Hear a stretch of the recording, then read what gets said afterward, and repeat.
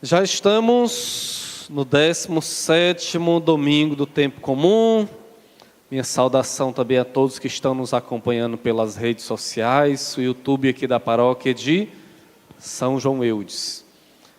Meus irmãos e minhas irmãs, a palavra de Deus hoje, a gente tem agora, nos próximos dias, desde o domingo passado, e a gente vai ter agora no capítulo 3 do Evangelho de Mateus, uma sessão de 7 parábolas. 7 parábolas.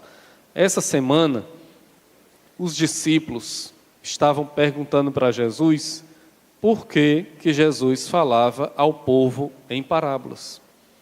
Então, as parábolas, acredito que eu já expliquei aqui para vocês, mas é importante recordar. As parábolas, elas têm duas finalidades que Jesus utiliza. Primeiro, para Jesus poder falar das coisas espirituais, para a gente poder entender, né? Jesus utiliza parábolas, né? Coisas do dia a dia, figuras de linguagem. Porque se Jesus falar sobre as coisas espirituais, nós não vamos entender. Por isso que Jesus pega uma situação do cotidiano, que a gente já convive, né?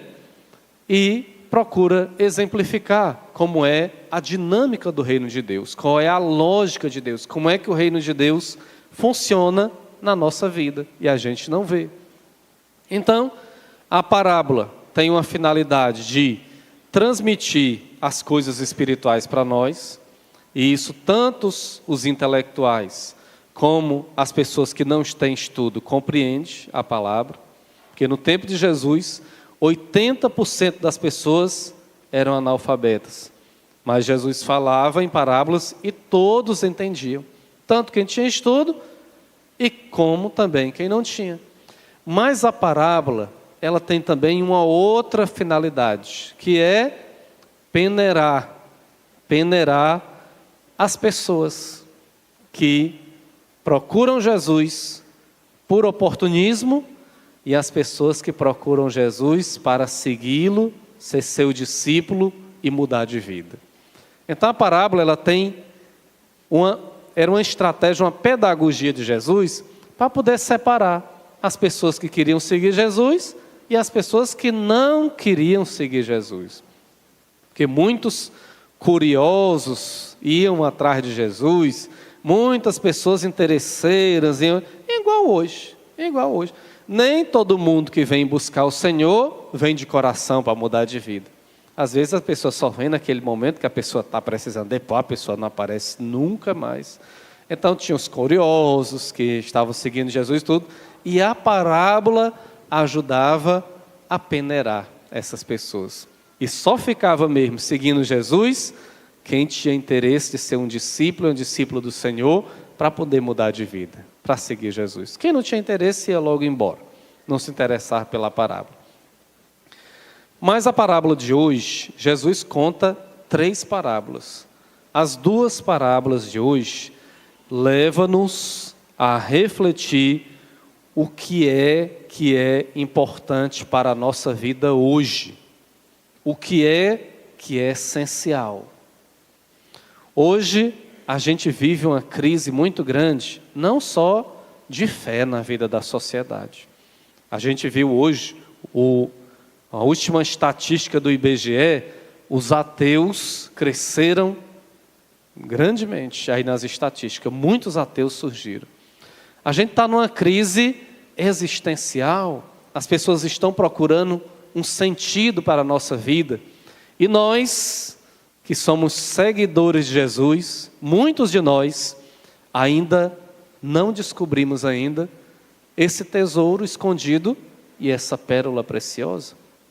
Lembrem que Jesus falou para os seus discípulos, né, numa oração que ele fez ao Pai, dizendo: eu te louvo, ó Pai, Senhor do céu e da terra, porque revelastes essas coisas aos pequeninos e escondestes dos sábios e entendidos. Jesus fez esse louvor ao Pai. Então, meus irmãos, hoje, na caminhada que nós fazemos na vida da igreja e da comunidade, muitas vezes a gente não prioriza o essencial. Às vezes a gente prioriza mais na família as coisas do mundo, achando que é mais importante. O que é hoje que a gente dá para os filhos? Muitos pais que procuram, por exemplo, o batismo para os filhos, fica só na foto, fica só no registro, fica só em estatística de IBGE. Porque muitas famílias hoje não vê o que é o essencial, o que é importante. Hoje, muitos pais trabalham hoje para dar tudo aos filhos. E a vida espiritual, geralmente, ela fica de lado, ela fica sendo um acessório da vida cristã. Quer ver um exemplo como que eu estou falando é verdade? Muitos pais hoje, vendo que a escola pública ela não é boa, procura pagar uma escola particular. E você paga e dá aquilo de melhor para o seu filho. Por quê? Porque você quer que o seu filho seja bem-sucedido. Fazendo a escola particular, ele vai passar no Enem, vai fazer a faculdade, depois uma graduação, mestrado e doutorado, vai ser uma pessoa importante, renomada, vai ganhar muito dinheiro. Só que muitas vezes a família hoje se descuida da vida espiritual. Quantas pessoas hoje que têm muito conhecimento aí, intelectual, que faz isso e aquilo, mas não é temente a Deus. Hoje as famílias procuram dar o quê? Os estudos para o filho, que é para a filha, que é bom. O português, a matemática, a geografia, a história, tudo na grade curricular. Mas a vida espiritual, que é a oração, a palavra, a Eucaristia, a vida em família, como irmãos e como família, a família hoje tem dificuldade de sentar à mesa com os filhos sem celular. Geralmente a família fica cada um no seu lugar. Os filhos não pedem mais a bênção, porque os pais não veem que isso é importante. Os filhos, quando vêm para a igreja, muitas vezes vêm e tratam o lugar da igreja como um lugar qualquer, como se fosse um parque, como se fosse a praia, ou outra coisa do tipo. E muitas vezes não se dá o tesouro espiritual para os filhos. Muitos pais que são ausentes, para aumentar a renda da família, se sacrifica e tem que trabalhar no domingo, e não pode estar na folga, porque tem outros compromissos para poder fazer, e muitas vezes deixa a família e a vida espiritual de lado. Quando chega as crises no trabalho, quando chega os problemas na vida da família, no relacionamento com o esposo e com a esposa, quando chega os problemas com os filhos, aí é que muitas vezes a família vem dizer: puxa vida, está faltando alguma coisa. Eu que trabalhei tanto, me esforcei tanto, dei tudo de material que o meu filho e minha filha precisavam, mas eu sinto que falta algo, tem um vazio na vida da família. Pois esse vazio é exatamente o tesouro que Jesus está falando. É exatamente a pérola preciosa. Tem um jogador de futebol da Espanha, que eu estava vendo uma matéria ontem na internet. O jogador nasceu com um filho com problema de saúde. Sabe o que foi que o jogador disse? Eu daria todo o meu dinheiro, toda a minha riqueza que eu adquiri no futebol, para ver o meu filho com saúde. Olha o tesouro. Olha a pérola preciosa que muitas vezes a gente não vê.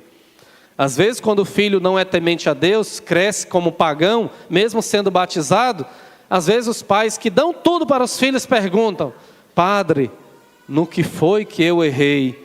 Você errou porque você se preocupou em dar tantas coisas secundárias e supérfluas para o seu filho, e o essencial você não deu, que foi a oração, a palavra de Deus, trazer o filho e a filha para a igreja, para ser um discípulo do Senhor, para viver em comunidade, na caminhada de fé.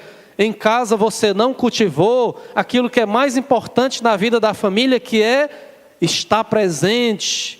O maior presente que você dá para a sua família e para os seus filhos não é roupa, não é coisa cara, não é celular, não é iPhone, isso e aquilo, mas é você estar presente no dia da sua folga, junto com seu filho, com a sua filha, com a sua esposa, para que você possa valorizar aquilo que é o mais importante. Por isso que Jesus fala no Evangelho, que aquele homem sábio, conhecedor da palavra, ele dá tudo para que Deus possa ser prioridade na vida da família. E quando Deus vai à frente, quando a vida de oração é o alicerce da vida da família, todas as outras coisas fluem.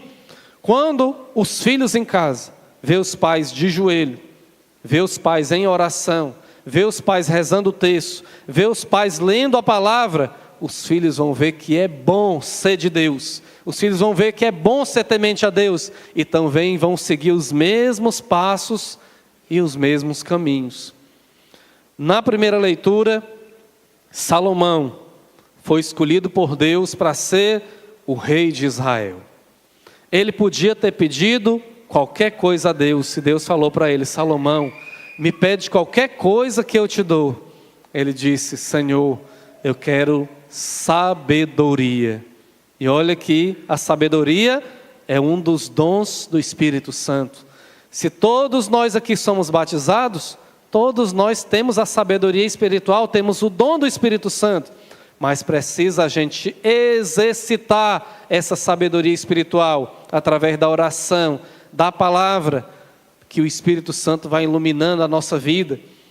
E Salomão podia ter pedido qualquer coisa. Aqui na palavra diz que ele podia ter pedido a morte dos inimigos, podia ter pedido riqueza, podia ter pedido muito ouro, mas ele pediu sabedoria. Por que ele pediu sabedoria? Porque só com a sabedoria o dinheiro da gente vai poder render. Sabe aquela pessoa que trabalha e nunca vê a cor do seu dinheiro? Uma pessoa que não tem sabedoria. Uma pessoa que vem para a igreja, mas muitas vezes não vê a sua vida sendo transformada. Uma pessoa que não tem sabedoria. A palavra de Deus não entra no coração, não entra na vida da família.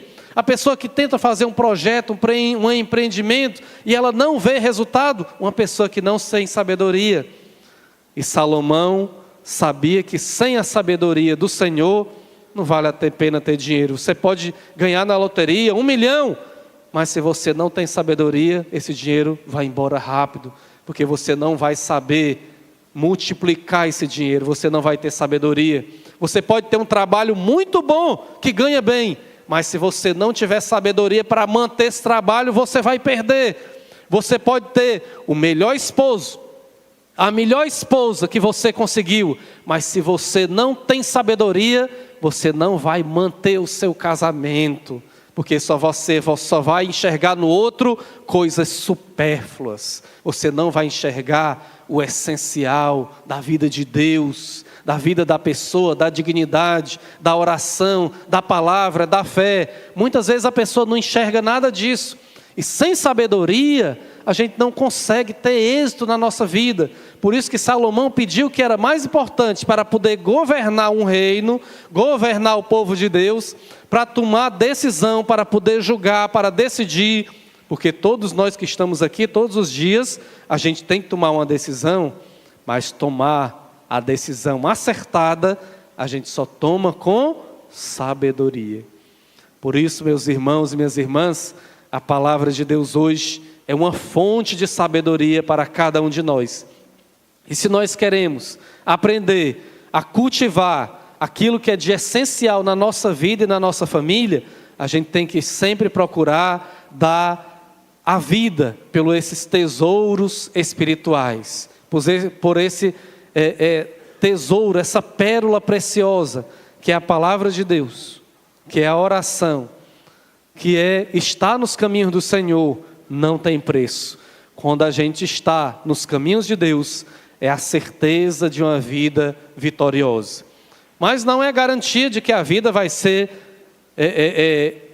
só rosas, porque faz parte da vida do cristão as dificuldades que a gente vai encontrar e as provações. O próprio Jesus falou que para ser seu discípulo você tem que tomar a sua cruz e seguir. Mas aquele que tem sabedoria e procura andar nos caminhos do Senhor, vai saber tomar as decisões nos momentos mais difíceis da sua vida e da família. Peçamos ao Senhor que a palavra de Deus hoje e que o Espírito Santo nos ilumine para que possamos sempre guiar a nossa vida e a vida da nossa família nos caminhos de Deus. Louvado seja nosso Senhor Jesus Cristo.